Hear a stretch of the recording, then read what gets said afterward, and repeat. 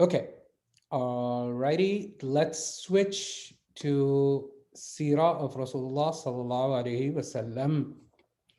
Okay, so the last time we spoke a little bit about, again, for those of you who are new, we are just quickly reviewing the Seerah from what was covered last time.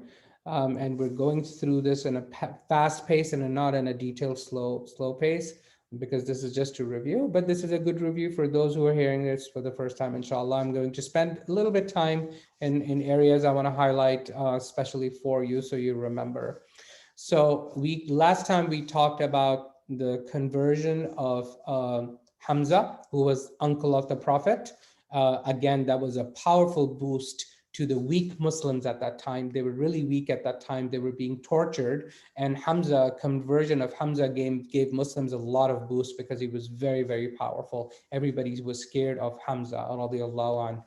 And then the one who was actually torturing the Muslims or partaking in that, Umar radiallahu anh, he became a Muslim as well. And Umar radiallahu anh, if you know anything about him, extremely mighty person. Everybody was scared of Umar radiallahu anh. When he became Muslims, it gave another boost to the weak Muslims at that time. So after these conversions, the the mushrikeen of Mecca, they were like, oh my God, now what do we do? These powerful leaders, mighty men have now converted, and we have no power over the Muslims. So they got together in their club, in their nadi, and they decided that they will write a treaty to boycott all Banu Hashim. Who's Banu Hashim? All Abdul Muttalib and the family of Abdul Muttalib. Basically, all Banu Hashim who were Muslims. They were going to boycott them. Boycott, what does it mean? That happened in the 7th year of the Hijrah. 7th year of the prophethood. That they will not be able to allow to live in the city. There will be no business dealings with them. They will not get food. They will not get water. They will not have any social interactions with any of the other people. All the Muslims are out. Nobody would marry them. Nobody would have any connections with them. Okay? Can you imagine in the middle of the desert, Muslims are being kicked out of Mecca, and they basically took residence around Mina, that area. Okay, but because most of the Muslims were from Banu Hashim at that time, Abdul Muttalib, who himself was not a Muslim, because he continued to protect Rasulullah sallallahu alaihi wasallam, he actually went himself to and became part of the boycott. He's like, if you don't want to deal with the Muslims, I'm going to continue to protect them. So he actually also took part in the boycott, even though he was not asked to do that. Muslims had a terrible 2 years, up to 3 years, some people say. There was no food, no area of the bathroom, nobody is giving them food. They ate leaves, they ate skins of animals, they ate insect kinds of things to survive. Imagine their babies there, weak people, old people, young people, they are all starving for 2 years. Imagine the toil that took on the Muslims. At any rate, after a certain while, during these times, there were some sympathizers of the Muslims that were non-Muslims, some non-Muslim sympathizers. They used to sometimes furnish water and food supplies and those kinds of things to the Muslims that were in boycott. Of course, Abu Talib had some power. He originally he wasn't boycotted. He boycotted himself, right? So he had some connections, and there was another wonderful non-Muslim person. His name is Mut'am ibn Adi. He was another one of the powerful people in Mecca. He he was a good ally to the Muslims, and he was always helpful and provide a help to Rasulullah sallallahu alaihi wasallam. Rasulullah sallallahu alaihi wasallam, however, he was part of the boycott, but he continued to do tawaf of the Kaaba. Okay. Then eventually the boycott was broken.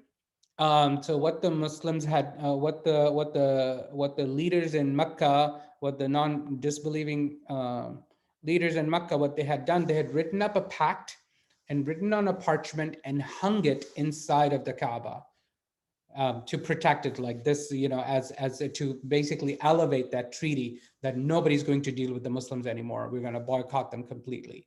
Then one day, Allah subhanahu wa ta'ala gave Rasulullah a premonition and inspiration, saying that that pact is now void, it's gone. It has been eaten up by termites or whatever. And he told that to Abu Talib. Abu Talib immediately believed him. Well, I don't know if he immediately believed him, but he's like, are you sure that's what happened according to what we learned? And he's like, yes. So he went, Abu Talib, uncle of the Prophet, he went to the club of the disbelievers, the leaders over there, the tribal leaders. And he's like, the pact doesn't exist anymore. And they're like, how can that be? It's hung inside the Kaaba. And they went inside the Kaaba and they looked at it, and lo and behold, the pact indeed had been eaten up by insects, by termites or whatever. And then as a result, the pact got broken. Right before that, there were a lot of people, obviously, that had a strong human side, was crying out for the misery that the Muslims were under. They wanted to break the pact anyway, because it had been too long that these people had been out, living outside and eking out an existence outside of Mecca. So there were some sympathizers already, and they were looking for an excuse for the pact to be broken. So when the termites had eaten up the pact, then everybody said, okay, fine, the pact is not broken, Muslims can come back. All right. So toward the end of this phase, the tribal leaders of Makkah continue to work with Abu Talib. Let this guy stop preaching. We don't want to give up our ways. The boycott was so difficult for the Muslims, especially the older people. Abu Talib was around 80 years old around this time. Okay, imagine him living on crumbs outside of Mecca in the heat, right? For such a long time, for up to 2 years or 3 years. That took a huge toll on him, and he became really sick. He fell really sick. And after the pact was broken, he's in his house and he's on his deathbed. And Rasulullah sallallahu alaihi wasallam is basically working with him. Why don't you're on your deathbed, you're about to die. Why don't you become a believer? Why don't you become a Muslim? Why don't you say ashhadu an la ilaha illallah wa ashhadu anna Muhammadur Rasulullah? But um, Abu Jahl and Abu Lahab, they continued to. They were sitting there. They were standing by the side of Abu Talib, and they continued. Are you going to give up the religion of your forefathers? Are you going to give up the religion of what was it say? What did they say? Basically they stroked Abu Talib's pride. Okay. And as a result, Abu Talib died without having to accept Islam. Rasulullah sallallahu alaihi wasallam loved him so much, and he loved him back. He continued to support Rasulullah sallallahu alaihi wasallam throughout his life after his father's death. Remember, Abu Talib took him under his care, and he continued to support him even during the torturous time. Abu Talib continued to protect Rasulullah sallallahu alaihi wasallam. So Rasulullah sallallahu alaihi wasallam really wanted him to become to submit to Islam, but he refused. Okay, So one thing I will tell you that Rasulullah Sallallahu Alaihi Wasallam was asked about the fate of Abu Talib, and because he helped Muslims, he will not go to Jannah, but because he helped Muslims, he will be in the outs in the peripheries of the hellfire. That his ankles will be in hellfire, according to the hadith, authentic hadith of Rasulullah Sallallahu Alaihi Wasallam. He will still be in the hellfire, but only his up to his ankles. He will not be in Jannah because he did not accept Islam. He did not believe in Rasulullah Sallallahu Alaihi Wasallam out of his pride, out of the pride of his religion and his ancestry. As also the dear wife, the one and only wife of Rasulullah Sallallahu Alaihi Wasallam at that time, Khadija radiallahu anh, she also passed away around that time. She was a tremendous lady, tremendous lady. Remember, she was the one who supported him when nobody believed in him. Khadija was the first Muslim in the world who believed in Rasulullah Sallallahu Alaihi Wasallam and what happened to him, right? And Rasulullah Sallallahu Alaihi Wasallam all loved Khadija so much that even after his death, he would constantly talk about Khadija radiallahu anhu. Even to his other wives, he used to continue to praise Khadija radiallahu anhu, so much so that his wives, one of his wives, Aisha radiallahu anhu, got really upset with him and said some bad things about Khadija. It's like, you are talking about that old lady. She didn't use those nice words, actually. She used some derogatory terms, and Rasulullah Sallallahu Alaihi Wasallam got really upset. And he said, she believed in me when no one else did. She embraced Islam when people disbelieved me. She helped me and comforted me with her person and her wealth when there was no helping hand. Remember, Khadija radiallahu anha was an extremely rich lady in Mecca. Not only did she believe in Rasulullah Sallallahu Alaihi Wasallam, she continued to help. She gave up all her money in the way of Islam. And Rasulullah Sallallahu Alaihi Wasallam had Fatima radiallahu anha, the child of Rasulullah Sallallahu Alaihi Wasallam, and there were some other children from Khadija, and Rasulullah Sallallahu Alaihi Wasallam saying, I had children only from her. So Fatima, the daughter of Rasulullah Sallallahu Alaihi Wasallam radiallahu anha, she is Khadija's daughter.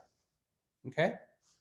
Um, so Rasulullah Sallallahu Alaihi Wasallam loved Khadija so much that one time, even it's a very nice, small, tiny story that Khadija radiallahu anh had a sister. Her name was Hala. One time she came to visit Rasulullah Sallallahu Alaihi Wasallam in Medina, and Rasulullah Sallallahu Alaihi Wasallam heard the footstep of Hala, and he got so excited because he knew that an actual relative of Khadija is coming to visit him, and he got extremely excited and very, very, very happy, and he welcomed her and everything like that. Rasulullah sallallahu alaihi wasallam loved Khadija radiallahu anha so much that he used to give charities and things and gifts to all of the people that Khadija radiallahu anha was associated with, her family and her people. So he continued to give them the gifts. So there was a lot of love between the two. They were married for over 25 years. So how terrible that day. This day is called the Amul Huzn. Okay, the Amul Huzn. The boycott was horrible for all the Muslims, right? Number one. Number two, Abu Talib died. Rasulullah Sallallahu Alaihi Wasallam's father figure, Abu Talib, died. Not only a father figure, he was also the source of protection for Rasulullah Sallallahu Alaihi Wasallam. Remember the tribal mentality? The leader of the tribe, if he gives you protection, then you're safe. So Rasulullah Sallallahu Alaihi Wasallam had basically no visa, no documents anymore, no one to protect Rasulullah Sallallahu Alaihi Wasallam. He's died. Rasulullah Sallallahu Alaihi Wasallam's wife, who he loved so much, died. Imagine the sorrow for Rasulullah Sallallahu Alaihi Wasallam during that time. As a result, since Rasulullah Sallallahu Alaihi Wasallam had no protection in Mecca, he then uh, and basically nobody in Mecca was converting. The conversion had basically slowed down to a trickle with Abu Talib's death. Khadija radiallahu anha, no longer there. There weren't a lot of resources for Rasulullah sallallahu alaihi wasallam. So based on the will of Allah subhanahu wa taala, he went to Ta'if, which is a nearby town on a mountain. It's on a it's on a it's on a hilltop. Okay, you can still go there. It's a beautiful city, Ta'if. Rasulullah sallallahu alaihi wasallam went to Ta'if and tried to proclaim the message over there. It was the tribe, another tribe called the tribe of Thaqif. Rasulullah sallallahu alaihi wasallam stayed 10 there, and as 10 days over there. And as you know, that the tribes of the leaders of Thaqif and everybody, they tortured Rasulullah sallallahu alaihi wasallam. They had a mob that followed Rasulullah sallallahu alaihi wasallam, and there was the mob was throwing stones at Rasulullah sallallahu alaihi wasallam, injuring him.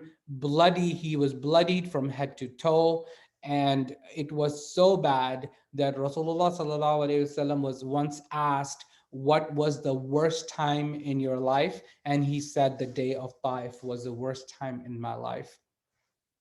Went there with his adopted son at that time, Zayd ibn Haritha, and they were both bloodied. And uh, uh, basically, the hadith that I quoted you from the Seerah, Aisha radiallahu anha asked Rasulullah sallallahu alaihi wasallam, after Muslims had supposedly lost Uhud, the battle of Uhud that happened much later on. She asked, was there a day worse than this? And Rasulullah sallallahu alaihi wasallam, yes, it was Taif. That's what had happened. So it was such a horrible day. Even Jibreel alayhi salam came down, and he, by the will of Allah subhanahu wa ta'ala, and he gave Rasulullah sallallahu alaihi wasallam choices. His choices, that would you rather that I punish them and I can take these two ends of the mountain and crush these people of Taif, or would you not want that and want these people to continue? So Rasulullah sallallahu alaihi wasallam, of course, even after all of this, he's like, don't destroy them. I will continue to. They may be guided later on, and they might actually help Islam. So Rasulullah sallallahu alaihi wasallam did not, even though he had lost everything, he was now bloodied from head to toe, still was showing his mercy to the people. And this happened after Rasulullah sallallahu alaihi wasallam, even while he's bloodied at night, he was praying tahajjud, and he made a beautiful dua at tahajjud, and that is after that dua, Jibreel alayhi salam came down and gave him these options. A little bit on the dua, which is reported in the books of the Seerah. We're unsure about its authenticity, but it sounds very authentic. And we will read this just briefly, just to kind of give you the state of mind of Rasulullah sallallahu alaihi wasallam at that time. So in tahajjud, he prayed this dua to Allah subhanahu wa ta'ala: "O Allah, to you I complain of my weakness of strength." Basically, I'm really weak at this time, and my helplessness and humiliation before men. You are the most merciful and the Lord of those who are humble and weak, and you are my Lord. To whom do you leave me with, O Allah? To somebody who is a stranger that will treat me harshly? So, who took on the leadership of the tribe of Banu Hashim after Abdul Muttalib? His brother, Abu Lahab. Abu Lahab took on the leadership, and he was not nice to Rasulullah sallallahu alaihi wasallam. So this is what Rasulullah sallallahu alaihi wasallam is implying, is like, who are you leaving me with? To somebody who's a stranger that will treat me harshly, or to a close relative who you have given ultimate power over me? Then he says such a beautiful statement: "O Allah, as long as you are not angry with me, I don't care. That I know that whatever pain and suffering I'm going through, it's if it's from me, then I want to ask you for forgiveness. But as long as you're not angry with me, I accept anything that is happening to me at this time. So as long as you're not angry with me, I don't care, except for the fact that your protection from tribulation, your ease and comfort is more easy for me. He's basically very, very politely asking Allah subhanahu wa ta'ala that if you're not angry with me, I can continue to suffer, no problem. But what I really love from you is comfort from you and protection from this tribulation. That will be easy for me. Oh Allah, I seek refuge in your face. That is the source of light that gets rid of the darkness because of which this world is guided. And I seek refuge in your face that your anger comes down. I'm asking protection from your anger. It's your right to criticize until you are content. And there is no power or change except with you and through you, which is la hawla wa la quwwata illa billah. This is what it means. And there is no power or change except with you and through you. La hawla wa la quwwata illa billah. Isn't it a beautiful dua? It gives you the state of mind of what Rasulullah sallallahu alaihi wasallam was going through at that time. So after that, he came back from Ta'if because obviously he nobody would want him there. They wanted him dead. So he came back to Mecca under the protection of Mut'im ibn Adi. Remember the disbeliever who was helping the Muslims all the while, even while the Muslims were in boycott, they continued to he continued to give his protection to Rasulullah sallallahu alaihi wasallam. One thing to note is during the time of Ta'if, another wonderful thing happened that Rasulullah sallallahu alaihi wasallam is standing in tahajjud, all bloodied, in the middle of the night. He still didn't stop praying tahajjud. Can you believe it, right?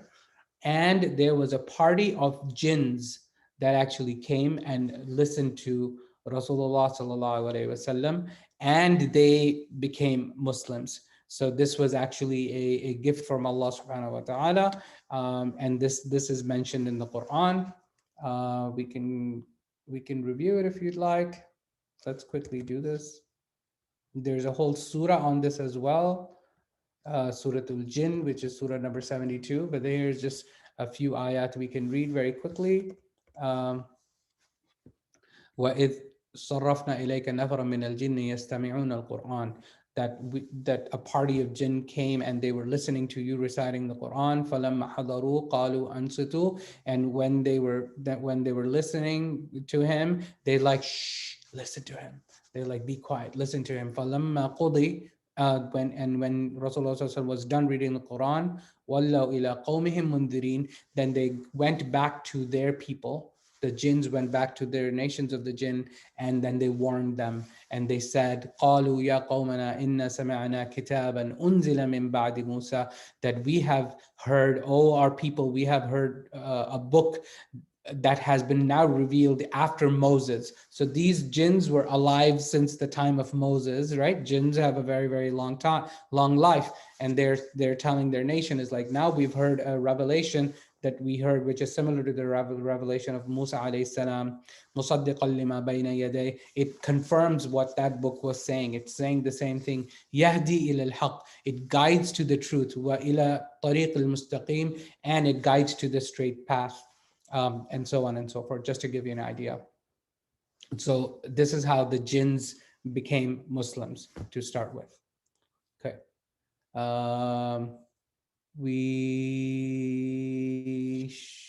What should we do here? Should we stop or continue on the next story? 1 second, let me figure it out. Where's my, don't like it.